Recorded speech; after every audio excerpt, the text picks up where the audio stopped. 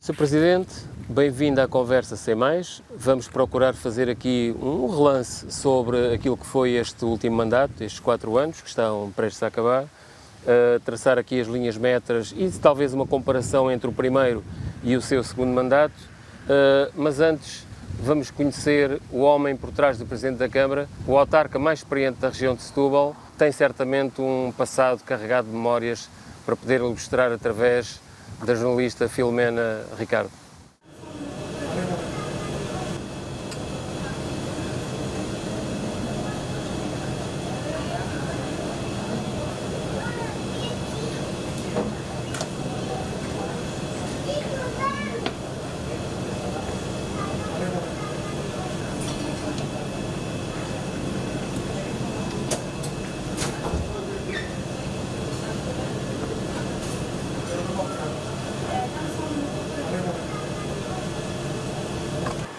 Presidente, servir um copo de cerveja ou de qualquer outra bebida traz-lhe uma mão cheia de memórias. Traz-me, sobretudo, uma memória de um tempo bom da minha vida, com grandes sacrifícios, mas que foi interessante do ponto de vista social. E aconteceu aqui bem perto, não é? Aconteceu, os meus pais tinham um pequeno estabelecimento, na altura que se chamava uma Casa de Pasto, com muita clientela que havia por aqui, e eu vim para ali trabalhar com 14 anos, porque os meus pais eram analfabetos, tomaram de espaço aquela casa e fui eu, que tinha tido uma experiência de 2 a 3 anos num café de uns primos meus, que vim tomar conta do estabelecimento e que até ir para a tropa fui estando por ali. Vamos brindar a esses tempos. Brindando.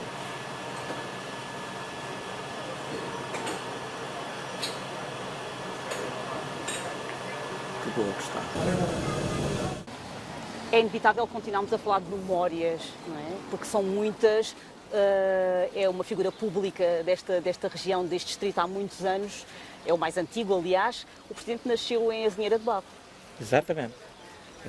Foi na freguesia da Azinheira de Barros, no campo. Eu sou oriundo do campo e orgulho muito disso. Os meus pais eram agricultores e foi aí que comecei a ir à escola.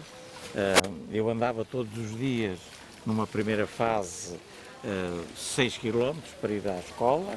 Numa segunda fase, quando passei para a 4ª classe, andava todos os dias 13 km para ir à escola.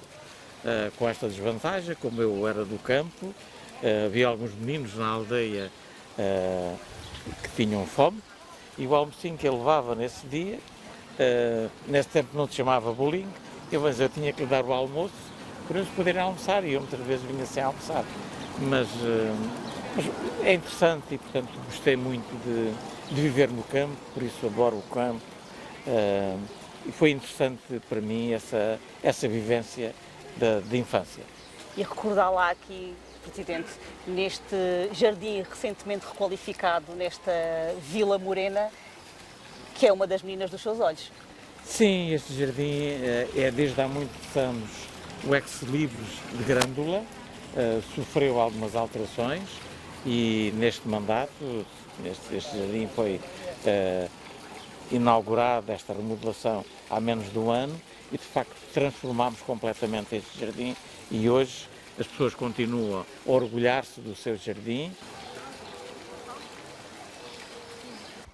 Temos vindo a falar de doces memórias, mas aqui ao pé deste memorial as memórias são um pouquinho mais amargas, nomeadamente na época da PIDE e a sua experiência enquanto militar nas prisões da PIDE. Sim, é verdade, embora esta experiência do monumento seja uma experiência de alegria, que no fundo representa a nossa libertação, de facto eu tive essa experiência, que foi amarga, mas que foi uma experiência interessante do ponto de vista social. Eu estava aqui em Grândola e desde 1959 que era afiliado no Partido Comunista Português, e um dia já estava no fim da vida militar, vieram aqui buscar-me e daqui fui para Caxias, fui para o Aljube, depois fui para a Trafaria, Depois fui para Tancos, que era a minha unidade militar, e finalmente fui para Penamacor, ainda hoje pertenço. Mas eram sinais dos tempos, muitos jovens como eu, por lutarem contra um regime opressor que queríamos derrubar, passaram pelas prisões de PIDE, como muitos outros democratas portugueses lhe aconteceu, e foi uma experiência enriquecedora, porque conheci muitos homens bons, humildes, que não fizeram outro crime que não lutar pela liberdade deles, mas também do seu povo, que é das experiências mais enriquecedoras da minha vida, desde passar pelos tribunais, dos interrogatórios, de alguns juízes ficarem a chorar porque eu era inocente, mas de facto não era, mas tinha-os convencido disso, e portanto, desse ponto de vista social, foi enriquecedor. Essa experiência, como me disse há pouco, apesar de ter algum sabor amargo, mas que resultou em liberdade, também lhe permitiu, de certa forma, dar ainda mais força para abraçar, ao longo destes anos todos, a sua experiência enquanto autarca. Sim, provavelmente essa terá sido uma das razões, porque num plenário que foi feito logo a seguir ao 25 de Abril, ali num campo de futebol, que hoje já não existe, que o povo de Grândola se reuniu, alguns milhares de pessoas, e que elegeram um conjunto de 7 ou 10 pessoas que constituíram a comissão administrativa que havia de gerir durante até 76 a Câmara Municipal, e que foi entre esses meus pares da altura que decidiram que devia ser eu o presidente da Comissão Democrática Administrativa. E foi a partir daí que depois fui também o candidato da APU nessa altura, não era CDU ainda, às primeiras eleições livres e democráticas para as autarquias locais, em 1976, que me conduziram até 89, e passados estes anos todos, em 2013, lembraram-se outra vez que eu devia voltar, e pronto, e cá estou, e quase metade da minha vida tenho-me feito ao serviço dos grandolenses. E é exatamente aquilo que tem feito, aquilo que tem empreendido nesta Vila Morena, principalmente nestes últimos 8 anos, que vamos ouvir na entrevista que se segue. Sr. Presidente, não podemos deixar de falar da pandemia, da crise sanitária, que ocupou mais de um terço do seu e dos mandatos dos Presidentes de Câmara. Queria lhe perguntar, muito sinceramente, se ela veio, de certa forma, a afetar a capacidade de execução e de investimentos no Concelho de Grândola. Sim, veio naturalmente incapacitar algumas das atividades que tínhamos programadas. De facto, tivemos que suspender muitas delas e, sobretudo, tivemos que dedicar muita da nossa energia exatamente a acompanhar os problemas que a pandemia trouxe à nossa população. Desde a primeira hora assumimos como uma tarefa prioritária o combate à pandemia, e desse ponto de vista as primeiras opções que tomámos foi acudir àquelas pessoas que eram mais vulneráveis, e portanto a questão das rendas sociais, a questão do abastecimento de água, a questão da alimentação. Algumas pessoas perderam os rendimentos, e depois montámos uma estrutura no nosso parque de feiras e exposições, digamos que foi um hospital que ali mantivemos durante muito tempo, e mais 2 centros de dia em cada uma das aldeias. Uma espécie de linha da frente. Uma linha da frente, exatamente, na expectativa que fosse necessário poder ali colocar algumas pessoas em isolamento ou até em internamento. Felizmente que durante aquele primeiro período não houve necessidade disso. Passámos depois à outra fase, que foi à fase dos testes, e agora à fase da vacinação. E diria que tem corrido muito bem. Temos recebido muitos elogios, tanto da parte da saúde como da população, a nível local e até regional, e isso tem sido um suporte ao combate à pandemia, e portanto nós temos neste momento perto de 8.000 aplicações de vacinas para uma população de 15.000 pessoas e que nem todas irão ser vacinadas e, portanto, a cobertura é já neste momento muito interessante. Depois, isso obriga-nos a todo um conjunto de serviços que tivemos que dedicar a isso, desde logo o nosso vereador que tem o pluro da Proteção Civil, como técnicos. Nós temos permanentemente ali 17 pessoas que estão dedicadas àquilo, da saúde, dos bombeiros e trabalhadores nossos, a quem fornecemos a alimentação e todas aquelas instalações que tivemos que adaptar, com ar-condicionado, com casas de banho. Portanto, temos de dizer que a Câmara nunca desarmou com esta incerteza que a pandemia tem criado e tem gerado na sociedade. Por isso, deixámos de programar uma série de atividades, deixámos de fazer a feira ano passado, que era natural, e este ano tinha expectativas de fazer, também cancelámos-la com alguma antecedência, percebendo o que afinal está a acontecer, e portanto agora isto, para além desse esforço, tem também os custos, e que em tudo o que investimos, desde logo o apoio ao comércio. Nós criámos um apoio ao comércio com estímulos à compra local, aos restaurantes, um fornecedor de equipamento para desinfecção. Portanto, já lá vai mais de 1 milhão de euros de investimento só nesta questão. É significativo. Mas creio que esse era também o nosso papel face ao problema que nos criou. Ainda assim, relativamente aos investimentos no Conselho, parece que não há grande moça, o termo é meu. Ainda recentemente anunciou o Parque Logístico e o novo hotel do Grupo Cantar Capital. É um investimento de grande monta, que já vinha a ser projetado, julgo eu, e que agora parece que deram digamos, o avanço final através do protocolo. Sim, é verdade. Às vezes as pessoas perguntam-nos porque é que nós conseguimos captar estes investimentos. E uma das razões, ou segredo, se quisermos, é que nós o fazemos sempre com grande descrição. Esta questão que agora aconteceu era um trabalho que vínhamos a fazer há mais de um ano. Desde logo que nós, quando executámos a revisão do plano diretor municipal em 2017, criámos naquela zona, onde agora se vão instalar, desenhado no plano, 150 hectares para ali se poder colocar uma atividade deste tipo. Pronto, e a partir daí, enfim, nós começámos a procurar e ir contactando pessoas e empresas que o pudessem fazer.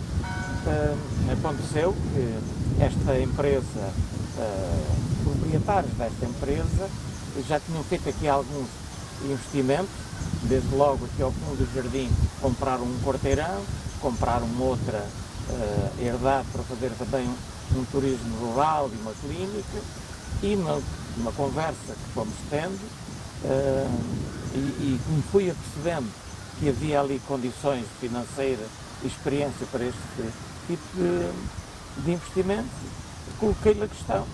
E a partir de desenvolveu-se todo um trabalho. Fomos visitar o Porto de Sines, trouxeram cá alguns sócios estrangeiros que têm já investimentos deste tipo.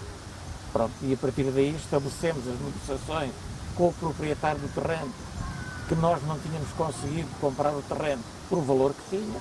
Pronto, e a partir daí, é claro que fomos a um conjunto de entidades apresentarem a empresa e eles apresentar a ideia, foi tendo cobertura em todas elas e, portanto, fizemos a assinatura do protocolo há 15 dias. Vamos esta semana assinar já o contrato de urbanização. Portanto, é um projeto seguro, está absolutamente firmado. Está projeto Sr. Presidente, para além disso, vai também acentuar aqui a ligação ao Porto e também a ligação ferroviária Espanha e até a Europa. Portanto, Grândola vai ficar aqui num eixo muito centralizado desse ponto de vista. Sim, é verdade, desse ponto de vista, nós do ponto de vista geográfico e estrategicamente estamos bem colocados. Aquele terreno fica entre a ferrovia e a rodovia, portanto é num local quase que se aproximam as duas, porque mais adiante a ferrovia passa por cima da rodovia, e portanto a localização está exatamente, porque do ponto de vista estratégico, vimos no plano diretor municipal que aquilo era o fundamental, aquela localização, e portanto facto, aquele local permite ter essa ligação do ponto de vista Sines, Badajoz, mas também Setúbal e Madrid, e depois também do ponto de vista rodoviário. Estamos aqui perto do aeroporto de Beja, não é? O aeroporto do Montijo, se vier a concretizar-se, e o aeroporto de Lisboa, e o porto de Setúbal e de Sines, que são fundamentais para esse tipo de atividade. Sendo que aquela plataforma é já uma plataforma diferente das que habitualmente se fazia. Diferente porquê, Presidente? Diferente porque ela tem já outras componentes. Normalmente as plataformas logísticas tinham apenas parques de contentores. Serviam para carregar e descarregar e guardar contentores. Esta plataforma tem essa parte dos contentores, junto à ferrovia, mas depois tem mais 24 lotes de 25 mil metros, onde se podem instalar um conjunto de empresas, e empresas já ligadas às novas tecnologias, à inovação, mas tem também um hotel, tem também uma parte ligada à jardinagem, e portanto tem o restaurante, portanto Portanto, são todos setores que se encaixam no plano estratégico de desenvolvimento do Concelho de Grande, exatamente. Como tem vindo a referir Exatamente. nos últimos tempos. Como é que estão os projetos, esses sim, de forma muito substantiva ligados ao turismo, Costa Terra, Pinheirinhos? Isso é uma mágoa, é um bocadinho... Não magoa não ver esses projetos avançar? Nós sabemos as razões pelas quais não têm avançado. Mas... Não, mas estão a avançar alguns deles. Creio que o Pinheirinho está um pouco atrasado, sendo que o Pinheirinho tem todas as infraestruturas construídas. A Costa Terra está neste momento a concluir as infraestruturas, que são infraestruturas de grande qualidade. Está a acabar de construir o campo de golfe. Nós vamos fazer a recepção das infraestruturas provavelmente ainda este mês, e é um projeto que sofreu algumas alterações, desde logo no aumento da qualidade, na redução da construção e da ocupação do território. Eles reduziram boa parte dos lotes, o que eram 2 lotes, fizeram só um, portanto vai ficar um empreendimento de grande qualidade, com grande preocupação do ponto de vista paisagístico e ambiental. Aquilo tinha grandes restrições, que se for ver ao empreendimento, estão lá defendidas todos os biótipos que, de acordo com o estudo de impacto ambiental... Mas, de certa forma, peço desculpa, isso encaixa no perfil que o senhor defende para o turismo no Concelho, portanto, não massificado, digamos assim. Pronto, essa tem sido a nossa estratégia, eu já referi isso várias vezes. Nós, no 25 de abril de 74, tínhamos 120 mil camas aprovadas para a nossa faixa costeira. Neste momento, fomos reduzindo a pouco e pouco, ao longo dos anos, temos apenas 15 mil e não pretendemos ter mais.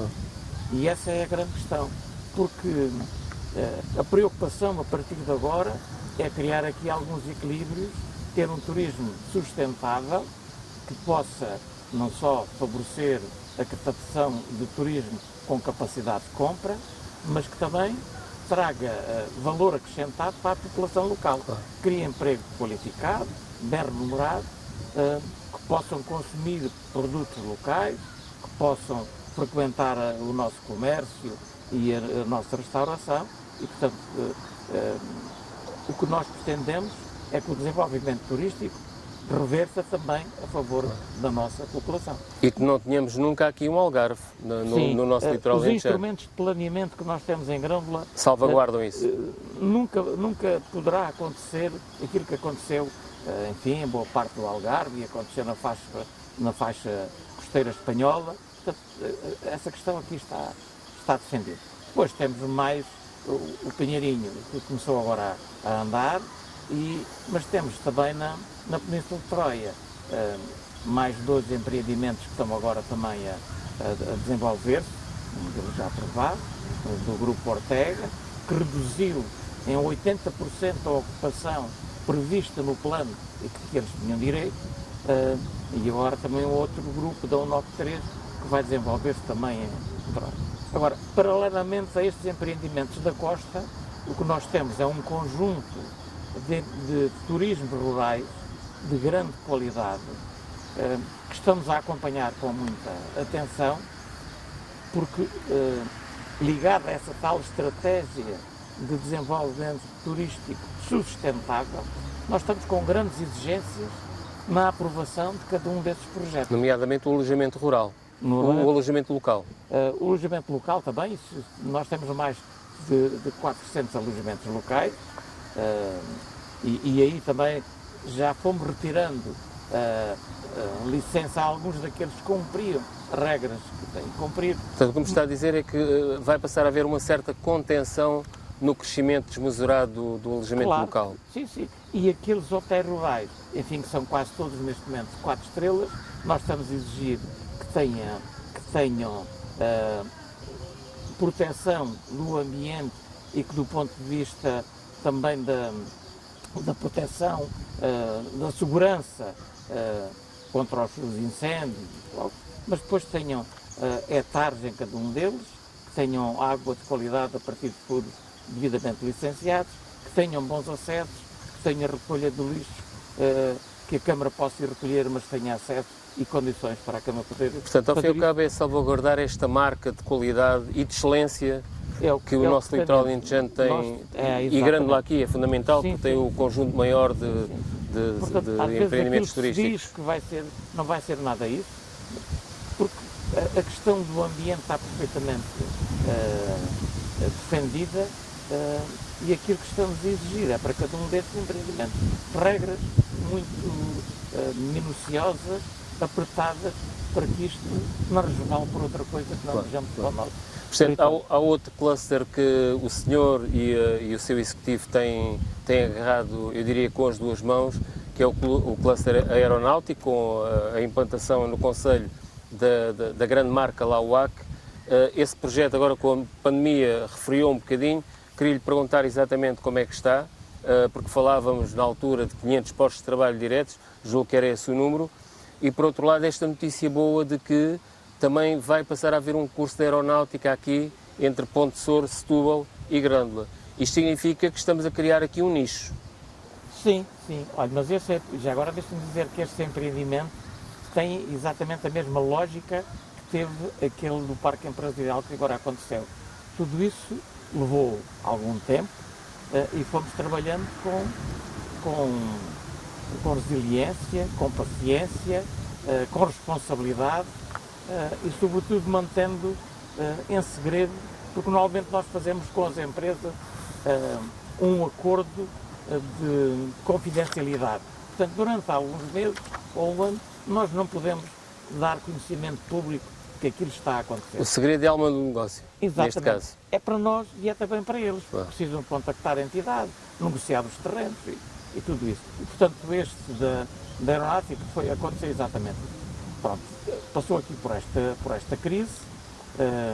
Neste momento já estão outra vez em plano de desenvolvimento e nas últimas reuniões que tivemos com a empresa há poucos dias, vêm reafirmar essa ideia inicial, que é de reforçar a capacidade de produção, vão passar para a segunda fase da empresa e que daqui por 2 anos teremos aqui cerca de 500 postos de trabalho. Portanto, não há o perigo de deslocalização desta unidade.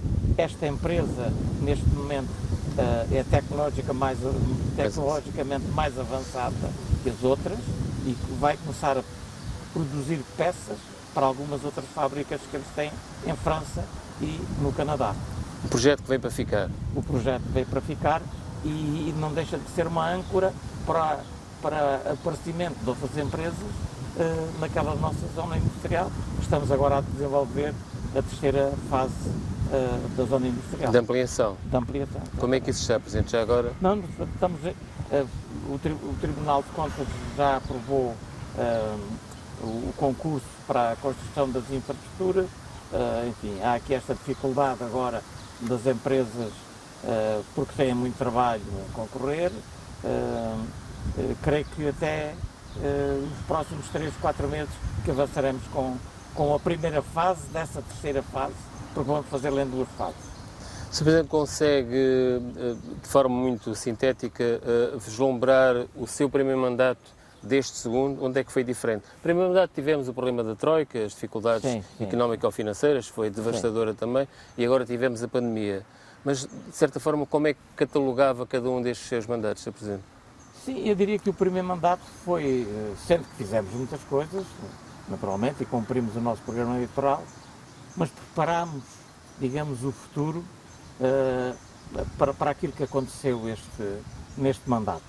Que foi, de facto, um mandato muito exigente, puxou muito por nós, por toda a equipa, por as nossas estruturas dos trabalhadores, pelos operários, mas também por todas as chefias de divisão e todos os técnicos, mas porque já o tínhamos planeado.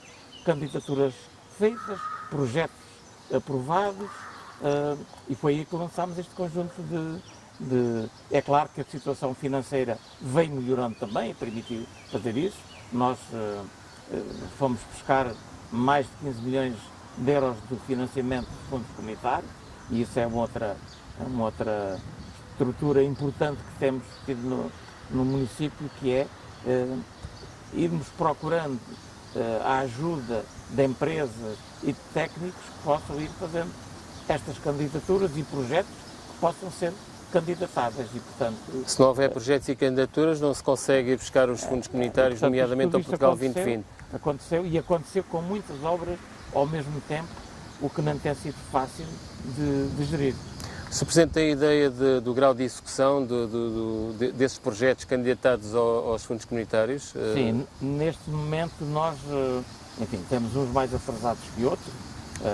Não estamos em fase de 80%, quer dizer, eles praticamente estão concluídos.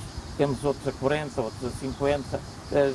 Estamos bem enquadrados para poder responder àquelas exigências que esses a unidade de gestão tem por via dos fundos comunitários e das exigências de Bruxelas. Mas creio que não é por nossa causa que vai ser devolvido nenhum financiamento. É uma boa situação aquela que nos está a dizer, porque em muitos casos acontece exatamente o contrário, nomeadamente ao nível do Estado Central. E por falar nisso, temos agora também um novo instrumento que as câmaras têm inevitavelmente que recorrer e fazer trabalho para isso, que é o PRR. O Sr. Presidente fez algum caderno de encargos, lançou algumas reivindicações? Nós estamos agora a trabalhar nisso. Nós estamos neste momento a fechar contrato com uma empresa que nos vai fazer esse estudo e vale a pena também dizer isto. Chegados aqui com este grau de desenvolvimento e vindo aí o PRR e mais o 2030, nós, pela experiência que temos, não podemos correr atrás dos avisos que vão sendo lançados para se poder concorrer e fazer investimento. Nós que temos que criar a nossa própria estratégia de desenvolvimento e concorrermos àqueles que efetivamente nós temos necessidade para o Conselho. Nós não podemos esforçar esforços para coisas que é só porque está um aviso aberto ou porque há financiamento, mas aquilo pode não ser prioritário. Portanto, o que nós temos neste momento a desenvolver é exatamente a elaboração de um plano estratégico de desenvolvimento, que vamos ouvir as empresas, as associações empresariais e da agricultura e do turismo, exatamente para, em conjunto, percebermos o que é importante. Quais são as necessidades? As necessidades em cada concelho. E, nomeadamente, nós vamos ter aqui necessidades muito grandes com esta situação de desenvolvimento que criamos, que é a questão do emprego, mas depois também a questão da habitação para aqueles que necessitamos que venham para o nosso concelho. Porque só assim é que se consegue fixar as pessoas, é com emprego e com qualidade de vida, nomeadamente a situação da habitação. Os próximos anos, o grande desafio vai ser a habitação e vai ser o ensino, porque nós, para termos aqui estes postos de trabalho, têm que ser postos de trabalho qualificados, também bem remunerados, que é uma outra questão que temos que começar a ver. Né? Só podemos ter bons trabalhadores se lhes pagarmos bem para prestar um bom serviço. Sr. Presidente, tem ideia se o Conselho, os censos ainda não estão fechados, os últimos censos, tem ideia se registaram algum crescimento Ainda demográfico? ainda não temos nenhuma. Mas nem sequer tem indicação percepção sobre isso? Não, creio que há uma freguesia ou outra que parece que terá baixado um pouco, não temos ainda a certeza, mas pronto, que há muita gente que vive aqui, mas não está recenseada. E essa pode ser outra. É difícil ter essa percepção. Falou em educação, há um problema aí com a escola secundária Inácio Cruz. Pois, é uma reivindicação já com algum tempo. E que é uma coisa que não se justifica, é arrastar ao longo destes anos, num concelho como este, com este grau de desenvolvimento, com esta necessidade de formação, e que não tenhamos uma escola condigna para ensinar e para aprender. Portanto, aquela escola está numa situação péssima em termos de instalações e, portanto... Mas qual é o entrave, Sr. Presidente? Qual é o entrave maior? Porque já se levantaram muitas questões à volta disso. Aquilo é da responsabilidade da administração central, não é de uma administração local. Creio que, tendo especulado à volta que havia dinheiro para isto, não havia. Havia uma pequena verba para o Alentejo e para o Alentejo Litoral, que nós, os autarcas, não aceitámos, porque o Ministério queria que fosse a Câmara a assumir essa responsabilidade e depois a Câmara tinha que entrar com uma verba muito superior, quando de facto a escola não é da Câmara. E, portanto, mas essa é uma questão. Mesmo agora recebemos uma resposta do gabinete do Sr. Primeiro-Ministro, que diz que vai remeter outra vez para o Ministério da Educação, onde nós estamos sempre a bater à porta, e houve agora uma reunião com todas as estruturas ligadas ao ensino, as escolas, a Associação de Pais, a Assembleia Municipal, a pedir exatamente uma reunião para mais uma vez reivindicá-los. Pronto. Do nosso lado, pelo contrário, nós requalificámos todo o parque escolar que era da nossa responsabilidade. Nestes últimos anos gastámos mais de 3 milhões de euros na requalificação. Naquela competência que é diretamente do município. Portanto, as nossas escolas estão neste momento muito bem afechadas e com muita qualidade para o ensino e para a Sr. Presidente Figueira Mendes, e até pela experiência que tem, ainda pode subsistir aquela ideia de que um governo de uma cor diferente de uma autarquia tem algum peso, ou isso está completamente desbatido e já não faz sentido sequer? Nunca tive, na minha experiência autárquica, que é já longa, nunca tive essa percepção. O que é preciso é reivindicarmos com respeito, com justificações, com fundamentação, e eu nunca tive por nenhum governo, seja de esquerda, seja de direita, seja do PSD, seja do PSD-CDS, seja do PS, essa percepção. Há ministros mais competentes, menos competentes, mais sensíveis, menos sensíveis, mas essa questão acho que é uma questão que não faz sentido. Aliás, temos várias experiências por esse país fora de que não é assim. Se eu lhe perguntasse agora quais são, digamos, os verdadeiros problemas que ainda subsistem, eu se calhar identificava um ou outro, nomeadamente a questão da saúde, falta de efetivos, certo. Julgo que também aqui em Grândola isso sucede, e alguma falhas nas acessibilidades, em algumas acessibilidades aqui de ligação ao litoral alentejano, que têm sido reivindicadas até para a entidade intermunicipal do litoral alentejano. Sim. Não, de facto a questão das ligações rodoviárias e ferroviárias são fundamentais para o desenvolvimento, para a importância que o litoral alentejano tem neste momento no desenvolvimento económico do país. De facto, esta ligação Sines-Grândola é fundamental, e por muito que nós tenhamos vindo a reivindicar, as obras não acontecem, parece que finalmente está agora a desenvolver-se o projeto ainda, e basta ir uma vez aqui a Sines ou mesmo a Santiago e vemos a dificuldade que temos em circular com tudo que acontece e com o transporte de matérias perigosas que acontecem todos os dias aqui. Depois, a questão da ferrovia, enfim, felizmente que em Grão nos comboios o Alta Pendular e o Intercidades param aqui, mas deixámos de ter as ligações regionais. Portanto, numa reunião que fizemos ao nível Parece que há nacional. uma promessa que isso pode ser reativado agora. Sim, aquilo que nos disse o Presidente da CPE é que admitem que no prazo de 2 anos possa ser reposta essa circulação regional, o que é importante. Depois, ainda em termos de rodovia, a questão do IP8 é fundamental. Esta ligação a Beja era fundamental e, portanto, nós temos um passivo ambiental entre São Francisco e a Senhora do Barros, com, enfim, a paisagem toda desventrada e um conjunto de obras de arte inacabadas que não fazem sentido estar ali assim. Por outro lado, esta ligação a Beja é fundamental, mesmo a questão do aeroporto de Beja é uma ligação fundamental para o litoral alentejano. O que é que o senhor pensa sobre isso? Que destino é que lhe daria, para além daquilo que está a fazer hoje, que é a manutenção de grandes aviões? E isso é fundamental, mas a questão mesmo dos transportes aéreos, para a importância que o Alentejo tem na produção de produtos agrícolas e hortícolas, mas depois de apoio também ao turismo. Porque se for falar com boa parte dos operadores, dos promotores turísticos da nossa faixa costeira, todos dizem que é fundamental o aeroporto de Beja. É porque em 40 minutos você está aqui na Costa Terra, está em Molides, está no Carvalhal. Mas não o fazia na margem sul, por exemplo, fazia-o aqui ou não? Ou isso é um bocadinho exagerado? Acho que na margem sul faz sentido, até para aliviar Lisboa, mas este... Podia ser complementar. Este é complementar e, portanto, para o Alentejo e até para o Algarve. Creio que este é fundamental, esta ligação e o aeroporto. Depois, em termos de serviço, de facto, em termos da saúde, para além das questões mais miúdas, que são aqui o centro de saúde, com as obras que tem necessidade, também com a falta de meios humanos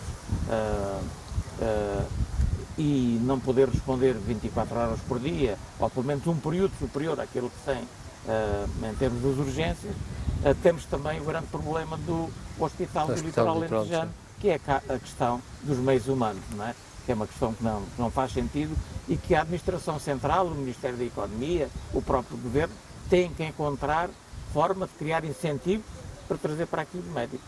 Porque é uma coisa que não se percebe, se é de uma região com esta qualidade, porque é que os médicos não vêm para aqui. Portanto, a própria Câmara tem aqui 4 ou 5 médicos que estão alojados em habitações que a Câmara fornece e até os enfermeiros têm um apartamento desde que começou a pandemia ao ser por aqui também. Mas não é solução de futuro, nem faz sentido. A nível da Administração Central, nós temos um serviço público fundamental que neste momento não responde minimamente às nossas necessidades. Tem que ver com a questão do registro predial e civil. Está a reivindicar uma loja de cidadão para... A questão não nós temos instalações muito boas, com grande qualidade. A grande questão são os meios humanos. E nesta manhã encontrei uma funcionária que disse, elas estão lá 5, neste momento só estão 2, porque as outras estão com baixo e as outras já não estão na pré-reforma. E ainda por cima, a pessoa que é aqui a conservadora tem a responsabilidade de outros municípios, aqui à volta. O que me está a dizer é que com este crescimento todo, Grândola precisava aqui de um conjunto de serviços que alavancassem esta qualidade de vida e a atração de pessoas para se poderem cá fixar com qualidade. Porque os empreendimentos que aqui estão precisam ter resposta, fazer os seus vistos, enfim, tudo mais. Porque essa diria que do ponto de vista do serviço público, é neste momento o pior que temos. Sr. Presidente, estamos a acabar a nossa entrevista. Eu queria só lhe perguntar muito sinteticamente se elege alguma obra emblemática que tenha feito neste mandato, ou que represente, digamos, essa sua ação e a ação do seu Executivo. E, finalmente, peço desculpa, mas tenho que perguntar, se terá sido dos últimos candidatos. Eu nem sei ainda bem se já anunciou a recandidatura, mas demorou aqui algum tempo. Queria que dar-lhe a oportunidade para explicar porquê dessa demora, uma vez que já me disse particularmente que vai recandidatar-se a um terceiro mandato para fechar este seu ciclo, caso os eleitores de Grândola lhe deem esse voto de confiança. Com certeza. Não, quanto à obra emblemática, tenho dificuldades em dizer uma obra só. Mas nós, do ponto de vista cultural, criamos aqui um conjunto, ou estamos a concluir um conjunto de equipamentos que é uma resposta fundamental para o desenvolvimento do concelho. Porque nós não podemos apenas criar empreendimentos turísticos, fábricas, sem ter resposta para as pessoas que aqui vêm, do ponto de vista cultural, desportivo, social e tudo isso. Portanto, nós abrimos agora há pouco tempo um museu de arqueologia, que conta a nossa história milenar. Depois estamos a acabar 2 edifícios que são a remodelação, do edifício de Frães de Metelo e o edifício dos antigos Padres do Concelho, onde vão ficar um outro núcleo museológico de etnografia e que já hoje lá tem instalado a canção de protesto e que vai ficar com o Museu da Liberdade.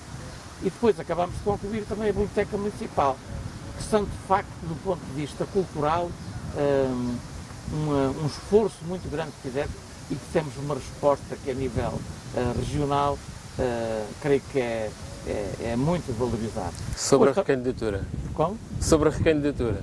Sobre a recandidatura, de facto demorei algum tempo, estava previsto ter sido ontem a apresentação da candidatura, enfim, tivemos que adiar, em princípio, para o dia 23, por causa desta questão agora do surto pandémico que tivemos aqui há alguns dias.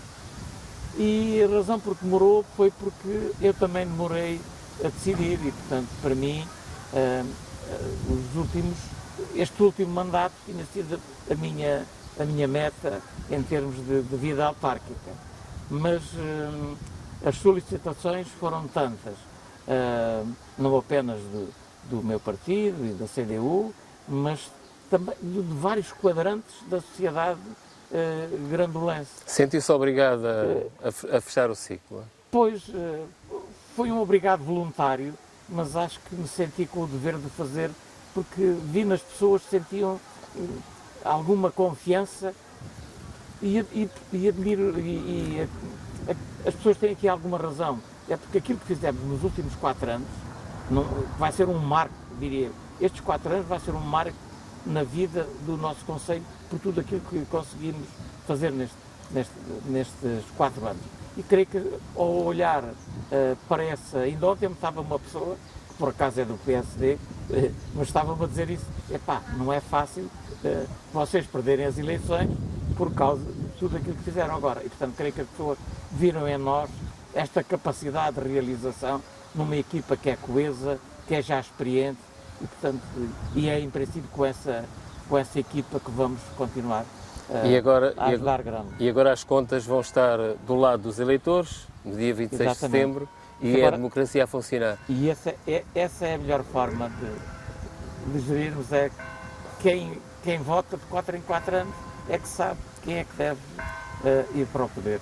Sr. Presidente Figueira Mendes, muito obrigado. Felicidades para a nossa Vila Morena, que é nossa e é do país, e para si também, para as próximas eleições, sendo que, como dissemos há bocado, o voto está nas mãos dos eleitores e eles certamente vão escolher o melhor que entenderem. Muito obrigado. E eu é que agradeço ao SEMAIS esta oportunidade também de poder explicar aos nossos eleitores e às pessoas a nossa perspectiva e o trabalho que fizemos, e agradecer-lhe ao SEMAIS e desejar-lhe também um bom trabalho e que vão resistindo. Muito obrigado.